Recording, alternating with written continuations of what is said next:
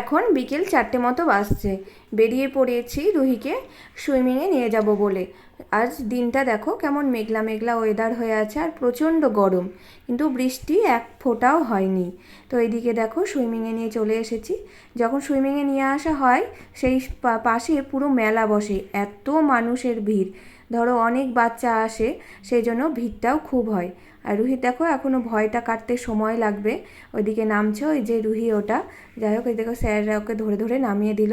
তারপরে অল্প অল্প শিখেছে সাঁতার, এখন এই যে হাত পা ছুটছে অল্প অল্প করে।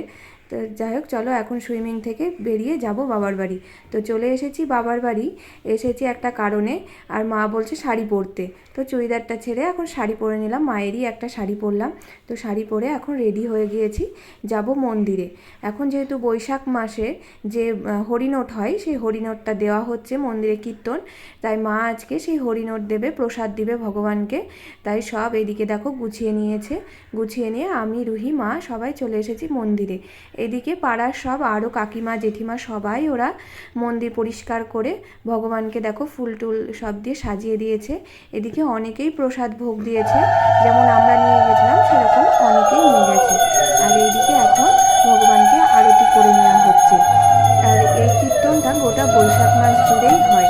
তারপরে এদিকে দেখো রুহি এখন মাথায় চকলেট আর বাতাসাটা নিয়ে নিয়েছে, ঘুরে ঘুরে এখন ওই বাতাসা আর চকলেট ছেটানো হবে, আর কীর্তনের তালে সবাই নাচবে। এটাই হলো আনন্দ মজা বা ভগবানের নাম যেটাই বলো।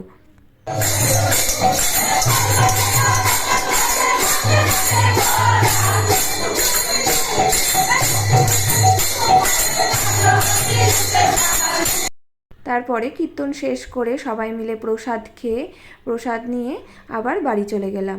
টাটা, সবাই খুব ভালো থেকো।